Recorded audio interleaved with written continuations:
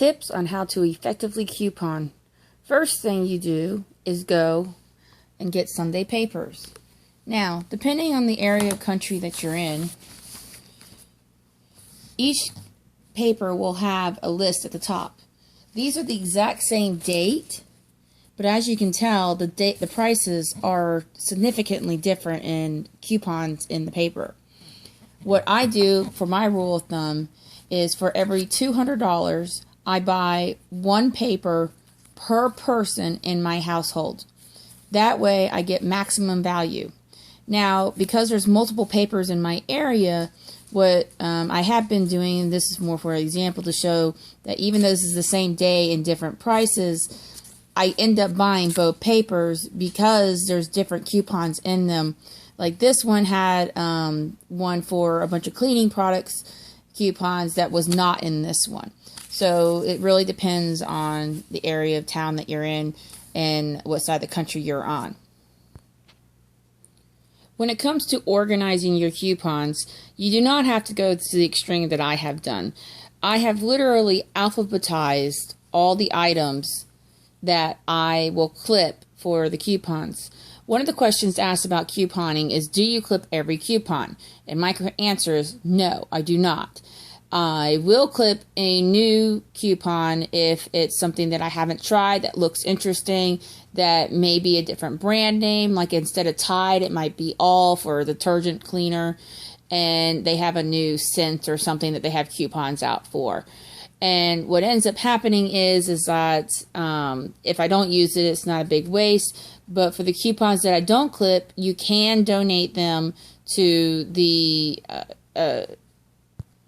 military, where they will donate them to the troops who have families that live here in the United States, and on base they are allowed to use the coupons 6 months after the expiration date.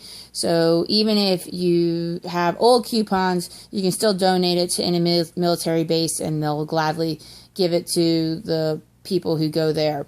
So in any case, one of the things that I found when I actually alphabetized it and put it in some kind of order was the classifications. Something as simple as like bread, which is right here.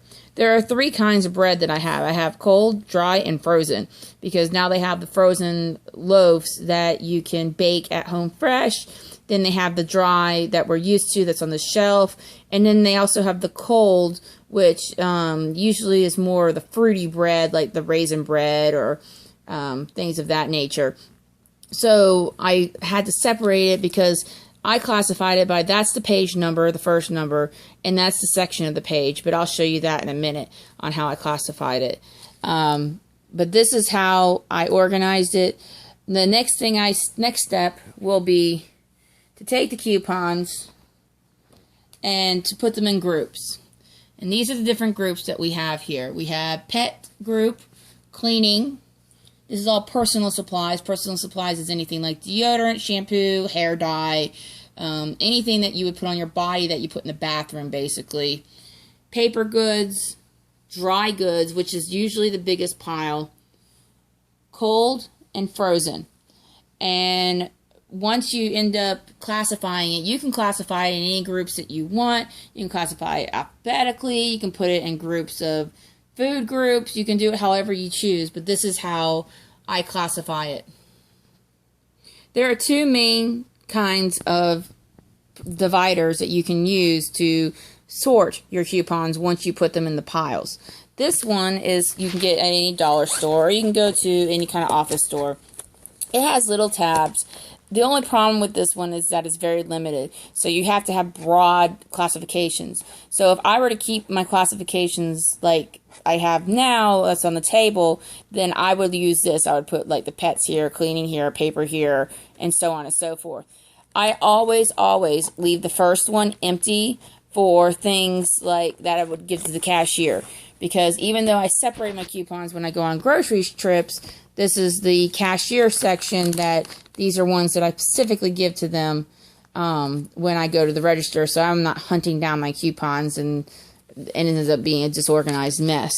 This is for the more people who need more coupons or are more like I am, a little bit more organized and have a little bit more time to do it. This is the quickest way to do it when it comes to just grabbing your coupons and going to the store and using them at the store without really doing any planning. So this is an easy way to carry it, and it's small and portable and can fit into most purses and things of that nature. This way, obviously, it's an entire binder, and the binder itself I bought. The binder was about $12. The flaps and the dividers and everything else was about $5. Now with the dividers, I took the sticky paper tape that you can buy. It's basically the label paper, and I cut it into little squares, and so I put on each one. What I did was I cut each strip into 3 parts. I don't know, it's hard to see. The tape makes it a little easier because I didn't have clear tape at that time. And what I did was I taped the bottom of it, and then I stapled it, or I attached it over here on the end. You can use tape if you want, but I find that those tend to rip a little bit easier. So in any case, this is how I did it. Now this is my frozen section, or my cold section. Behind it is my frozen section.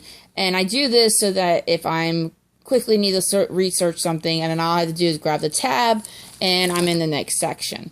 Now, once I start classifying it, what I did was I left all these spots blank. When I found that I started going through my coupons and I needed a spot, I would write in what I needed, because I started off with just flour, but then I also added sugar, and I left some blank spots in the back just in case I needed more spots, which I ended up filling up with various items that I found I had coupons for that didn't fall into the other category, if that makes any sense.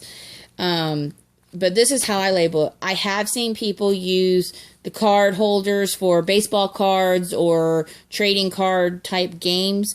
Those do come pre-made. The only problem is that you have to fold these longer coupons, and that tends to be a pain to have to fold them, put them in the little slots, and it's just, I feel that takes more time and effort and can rip and damage the coupons themselves. Now, when I'm filing my coupons away, like this pile here, I'll put them into various groups, and I'll end up basically having them in a pile like this. Now, when I'm going through and sorting my coupons, if you'll notice that this pile of coupons on the outside of the flap is attached on with a paper clip. These are all the coupons that are going to expire before either my next paycheck or the end of the month. Meaning unless I use these now, then they're not going to be good, and next time I will open up my coupon book to put anything away and whatnot. So what I've done is I separated them. I find this is easier for me to do because what happens is when you are putting away coupons after they've been sorted into the different groups of the category, this is the cleaning category, and this is all the detergents and the scrubbing bubbles and the Windex and the bleach and the dishwasher soap and the fabric softeners.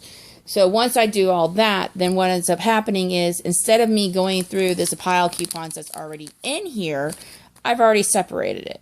And if I know these are bad or that go bad in the next day or two, then I'll separate them and I'll throw them away or mail them off to the military. Once all my coupons are put away, now I have the ads. These are just 2 ads that I know are usually nationwide, the Dollar General store and the Target store. The Dollar General ad will have the different, this is the coupons that was in the paper this past Sunday, and the price that it normally is or the price that it's on sale, minus a coupon and that. Dollar General only takes normal standard coupons. Now for Target and most other major companies like this, what ends up happening is that they have their sales in here. Now, here's the trick with the couponing to save the most money that I have found.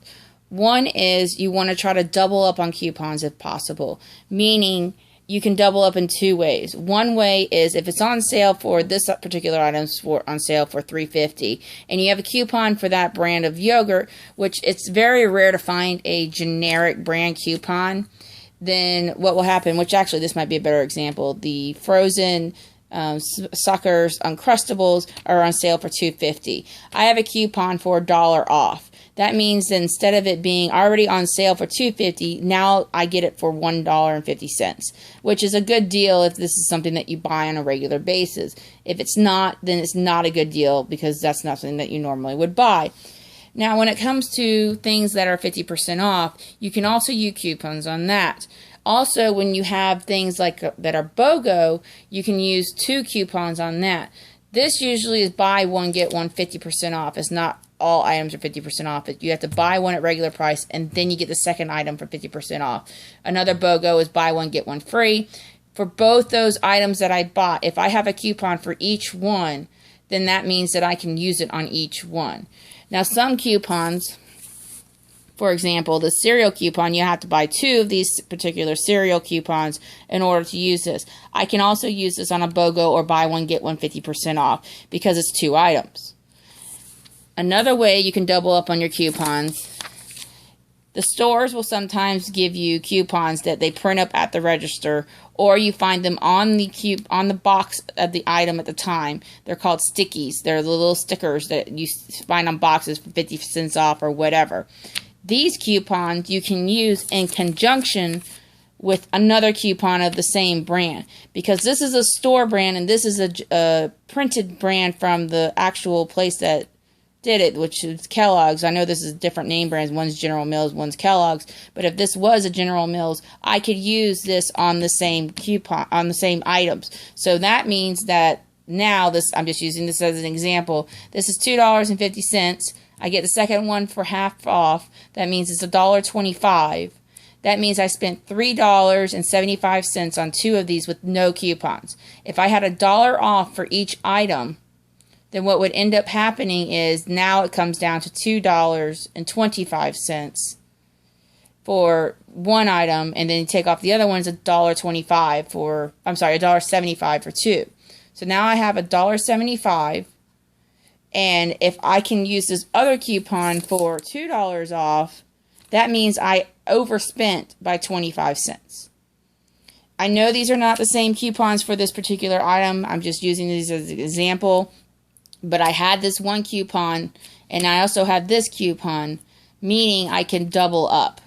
Some stores do double, and what you need to do is go online to each of the stores that you normally shop at. And when you do go online, look up their coupon policy. They do have a tendency to change sometimes, especially since that news show, the Extreme Couponers, came on. So what you need to do is you need to go online about every 6 months, minimum once a year, just to make sure there's no new policies. And if there is a new policy, then usually the cashiers will tell you if you're a regular customer there. Another tip, when you're at the grocery store and you hand them their pile of coupons, because now you have a whole pile, you usually end up with a pile like this for a big shopping trip. You have a whole pile of coupons, you're at the store, you're checking out.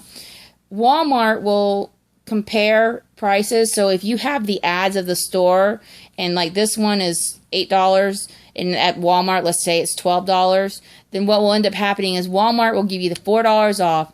They'll let you use your coupons, and so you end up saving as much as you would at Target.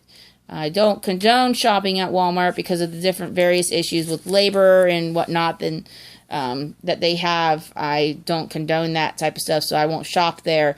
But they do price comparisons, and some of the other companies and grocery stores will as well. But when you do, always have the ad with you. Always have your coupons with you. Bring your extra coupons with you. And always make sure that you are courteous and nice. Don't be impatient. Don't be impolite. And I find that the best cashiers to work with are generally the males, because they frankly don't care. They're not as scrutinizing. Not to say I don't want you to use a expired coupon, but sometimes, like me, I'll go through and I'll accidentally pull one out, and I won't. The date's either so vague or it's hard to find, or I'll just completely forget the look and the date is expired. But sometimes, the majority of the time, the computer will catch it. It's a matter of the cashier then looking at it and seeing what the issue may or may not be.